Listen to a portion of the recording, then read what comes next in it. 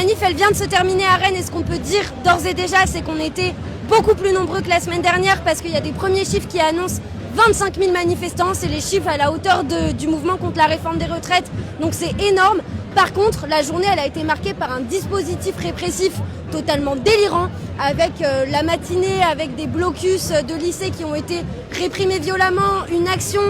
contre Thalès et pour dénoncer le génocide à Palestine, elle aussi violemment réprimée. Et là, la manif, on s'est fait nasser, gazer, le cortège interlycée divisé de la manif, etc. Enfin, un niveau de répression que ça fait longtemps qu'on n'avait pas vu, mais ce que ça montre, c'est qu'en réalité, le gouvernement a peur de l'extension du mouvement et a peur de sa radicalisation politique, parce que nous, ce qu'on voit dans les manifs, c'est que tout le monde crie Macron démission, tout le monde crie on veut la retraite à 60 ans, tout le monde déteste le corps nu. Bref, c'est un vrai mouvement politique qui est en train de se construire et c'est pour ça que c'est important qu'on ne s'arrête pas à la date du 18, qu'on continue à structurer la mobilisation dans les AG, que ce soit nous dans nos facs, dans les AG étudiantes, que ce soit dans les lycées, mais aussi dans les entreprises, dans les lieux de travail, pour qu'on fasse des AG bloquons tout, des vrais cadres interpro dans lesquels on discute de comment on continue le mouvement, de quel programme on se dote, comment faire pour construire une grève générale, parce que la réalité c'est qu'on va avoir besoin de ça pour gagner.